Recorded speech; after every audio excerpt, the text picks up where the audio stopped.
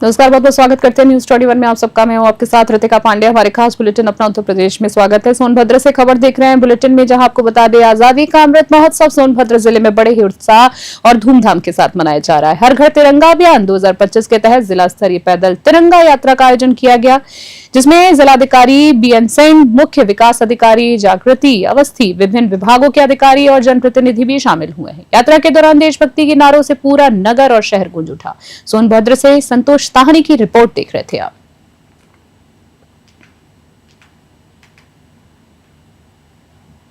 और इसी बीच खबर देख रहे हैं औरैया से, जहां आपको बता दें स्वतंत्रता दिवस से पहले जिले में ग्राम पंचायतों में तिरंगा यात्रा का आयोजन किया जा रहा था, लेकिन ग्राम क्योंट्रा में यह कार्यक्रम विवाद और मारपीट में बदल गया। ग्राम प्रधान मीना पांडे ने आरोप लगाया है कि गांव के निवासी मयंक दुबे और 10-15 युवकों ने यात्रा में बाधा डालते हुए अभद्रता और गुंडागर्दी की है। साथ ही प्रधान प्रतिनिधि अखिलेश पांडे के साथ मारपीट भी की है। आरोप है कि इस दौरान राष्ट्रध्वज का भी अपमान किया गया है। सूचना मिलते ही सीओ सिटी अशोक कुमार भारी पुलिस बल के साथ पहुंचे और स्थिति का नियंत्रण किया है, और साथ ही आपको बताया स्थिति का जायजा लिया और स्थिति को नियंत्रित भी किया है। जिला प्रशासन ने दोषियों पर सख्त कार्रवाई का आश्वासन दिया है। साथ ही घटना से ग्रामीणों में आक्रोश है। औरैया से आशुतोष अवस्थी की रिपोर्ट। डीएम का ऑर्डर था कि आज प्रधान जी आपको 13 तारीख को रैली निकालनी है, तिरंगा रैली। तो मेरी तो तबीयत भी बहुत ख़राब थी, लेकिन रैली की वजह से तो मुझे चलो एक दो फोटो लेके हम डलवा देंगे ऊपर। तो हम लोग गए, हम तो पंचायत घर में अंदर बैठे थे, सब लोग तैयारी कर रहे थे उसकी झंडा यात्रा। झंडा ले भी नहीं पाया तब तक मयंक दुबे पूरी अपनी पार्टी लेके आ गए। हमें लोगों को कुछ पता नहीं था। वो आ गए, बोले कि रैली तो 13 तारीख को 15 को निकाली जाएगी, आज क्यों निकले?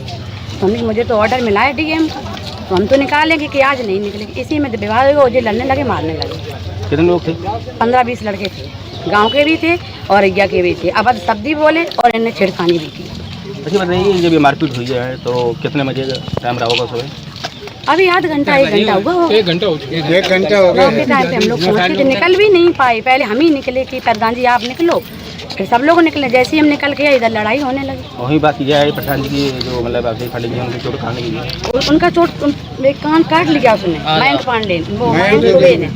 हाँ, उन्हीं को चिपट गया कि वो 2 दिन से रात लड़ाई के लिए फिर रहा था, दंगल हो रहा था।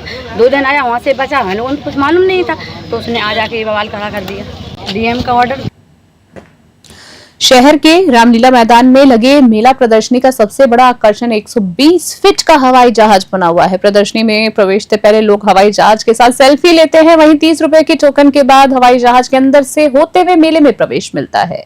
प्रवेश द्वार न्यूयॉर्क सिटी और मनाली थीम पे आधारित है। वहीं दर्शकों को खूब पसंद भी आ रहा है। मेले में शुद्ध फास्ट फूड, बड़े झूले, बच्चों के लिए राइड्स, नाव बोट, खिलौने, महिलाओं के लिए कॉस्मेटिक्स और घरेलू सामान उपलब्ध है। शाम 4 बजे से खुलने वाले इस मेले में सुरक्षा व्यवस्था के विशेष इंतजाम भी किए गए हैं। जैसे ही शाम ढलती है, मेले में लोगों की भीड़ भी उमड़ पड़ती है और रौनक बढ़ जाती है। प्रतापगढ़ से गणेश राय की रिपोर्ट। प्रतापगढ़ प्रदर्शनी में मेला बेला की पवित्र भूमि में लगाया गया है। साथ ही हमने लोगों के लिए आकर्षण के लिए सबसे पहले 120 फीट का हवाई जहाज प्रिंस टावर गेट प्रवेश द्वार पे लगाया हुआ है। साथ ही अंदर न्यूयॉर्क सिटी, मनाली थीम और बड़े झूले, बच्चों के लिए जापानी चिल्ड्रन पार्क, 9D झूला, साथ ही देश के कोने कोने से लाए हुए हस्तशिल्प, स्टॉल, खान पान, सारी व्यवस्था हमने एक छत के नीचे की हुई है। इसके साथ ही सुरक्षा को देखते हुए 2 प्रवेश और 2 निकास द्वार हैं। आपात स्थिति में निकास द्वारों में पूरी तरह से आने जाने का सुगम रास्ता है। साथ ही हमने फायर इंस्ट्रूमेंट लगाए हुए हैं। जगह जगह हमारा सीसीटीवी कैमरा लगा हुआ है। कराड़ी थाना क्षेत्र के बटवारिया गांव में संदिग्ध परिस्थितियों में 14 बंदरों की मौत हो गई है, जिससे इलाके में हड़कंप मच गया। एक साथ इतने बंदरों की मौत पर ग्रामीणों में चर्चा है कि संभवतः उन्हें जहर खिलाया गया है।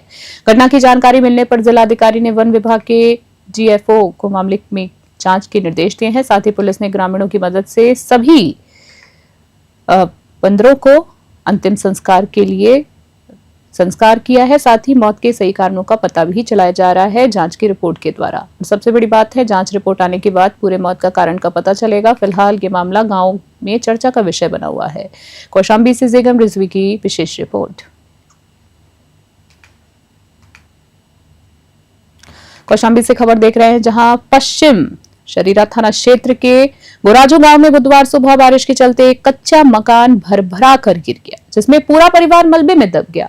हादसे के समय गुलाम अपनी मां शाहजहां, गर्भवती पत्नी तरन्नुम और बेटे शाहजाद के साथ घर में मौजूद थे। मकान गिरने की आवाज सुनकर आसपास के लोग मौके पर पहुंचे और रेस्क्यू कर सभी को बाहर निकाला। घायलों को तुरंत अस्पताल भेजा गया, जहां 2 की हालत जो है नाजुक बताई जा रही, जबकि अन्य का इलाज जारी है। हादसे के बाद गांव में अफरा तफरी का माहौल है।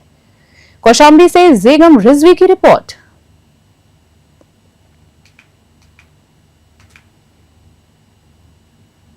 मुरादाबाद से खबर देख रहे हैं, जहां आपको बता दें, थाना डिलहरी क्षेत्र के चटकाली गांव में गश्त के दौरान गाजियाबाद निवासी सिपाही मोनू की ड्यूटी निभाते निभाते मौत हो गई। मछुआरों द्वारा रामगंगा नदी में जाल डालने की सूचना मिलने पर मोनू लैपिड वाहन से मौके पर पहुंचे और जाल हटाने लगे। इसी दौरान पैर फिसलने से वे नदी के तेज बहाव में बहकर लापता हो गए। सूचना मिलते ही पुलिस, पीएसी, बाढ़ राहत दल और गोताखोरों ने 24 घंटे तक तलाश जारी रखी और आखिरकार शव बरामद हुआ।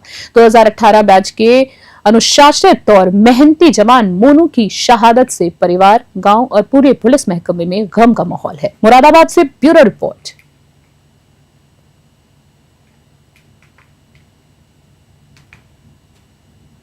एरा से खबर देख रहे हैं, जहां राजस्थान के दौसा जनपद में बासरी बाईपास पुलिया के पास तेज रफ्तार कंटेनर ने श्रद्धालुओं से भरी पिकअप को टक्कर मार दी, जिसमें 7 बच्चों और 4 महिलाओं सहित असरौली गांव के 11 लोगों की मौत हो गई है। हादसे में 8 श्रद्धालु गंभीर रूप से घायल हो गए और सभी श्रद्धालु खाटू श्याम जी के दर्शन करके लौट रहे थे।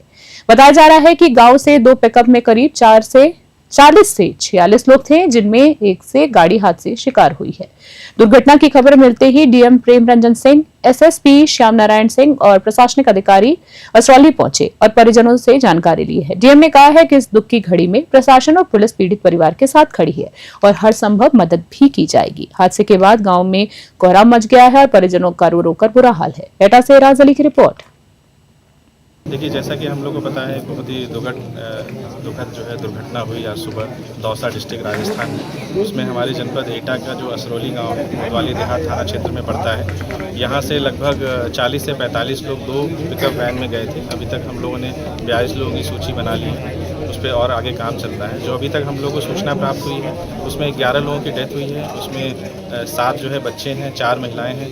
11 में जो 9 लोग हैं वो इस गांव के रहने वाले हैं। 2 लोग इन्हीं के रिलेटिव से जो फिरोजाबाद के रहने वाले हैं। हम लोग लगातार दौसा जो जिला प्रशासन है वहाँ से संपर्क में है। यहाँ से ऑलरेडी टीम यहाँ से भेजी जा चुकी है दौसा के लिए। गाँव में भी हम लोगों ने एक टीम यहाँ पे कर दी है। हम लोग भी यहाँ पे आए हुए हैं। नाम बता दो। हाकिम सिंह। कैसे हुई है घटना? ये परसों गए, कल खाटू श्याम से लौट के आ रहे हैं, रास्ता में घटना हो गई। आपके कौन से लोग? हमारे तो एक लड़का हो और बहू भी नाती। इस गांव के कितने लोग हैं? इस गांव के उस 2 गाड़ी भरी गई थी। मैं खड़ा हूँ अभी एटा के असरौली गांव में, और अभी दौसा के राजस्थान के दौसा में एक सड़क हादसा हुआ है, भीषण सड़क हादसा है। आइए लोगों से जानने की कोशिश करते हैं क्या हादसे में कितने लोगों की जान गई है और कितने लोग घायल हुए हैं। जी, आपका नाम क्या है? चरण सिंह। जो दौसा में सड़क हादसा हुआ है, इसी गांव के लोग बताए जा रहे हैं। कितने लोगों की मृत्यु हुई है, कितने लोग घायल हैं? 11 लोगों की मृत्यु हुई है, 9 घायल है। अच्छा, आपके भी उसमें कोई आपके भी कोई रिश्तेदार या कोई भाई बहन? अच्छा, आपके पड़ोस के हैं। चलिए और लोगों से भी जानने की कोशिश करते हैं। हमारे साथ, मैं अभी असरौली गांव में हूँ। जी, आप बताइए।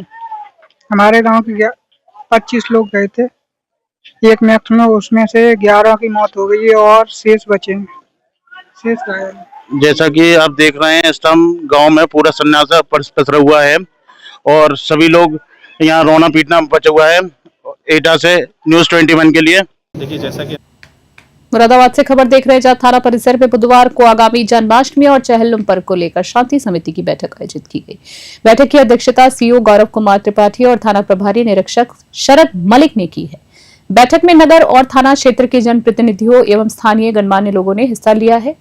साथ ही नवागत सीओ गौरव कुमार त्रिपाठी ने भी परिचय करते हुए सभी से परिचय करते हुए पर्व को सौहार्दपूर्ण माहौल और आपसी भाईचारे के साथ मनाने की भी अपील की है। उन्होंने कहा है कि पर्व के दौरान माहौल बिगाड़ने वाले शरारती तत्वों की सूचना तुरंत पुलिस को दे ताकि किसी भी अप्रिय घटना को रोका जा सके। मुरादाबाद से ब्यूरो रिपोर्ट। थाना भोजपुर के प्रांगण में आगामी त्योहारों को लेकर आज यहाँ पर एक प्रेस कमेटी की और समस्त जुलूस और मेला आयोजकों की बैठक की गई है। इस बैठक में चहलुम से संबंधित और जन्माष्टमी और 15 अगस्त से संबंधित कार्यक्रम आयोजित होते हैं, उसमें उसको लेकर आयोजकों के साथ एक बैठक आयोजित की गई। अच्छा, जनमानस से शांति व्यवस्था को लेकर क्या अपील रहेगी?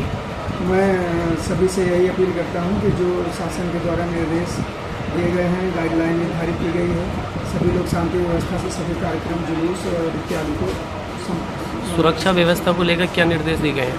सुरक्षा व्यवस्था के लेकर हमारे सभी थाना के जो थाना प्रभारी हैं, हल्का प्रभारी हैं और बीट कांस्टेबल है, ये सभी लोग सतर्क रहेंगे और सभी जुलूस को और अन्य जगहों पर ड्यूटी करते हुए इसको आज से कुशल संपन्न करेंगे। अभी के हमारे स्पेशल बुलेटिन में फिलहाल इतना ही। देखते रहे, बने रहे न्यूज़ 21। नमस्कार।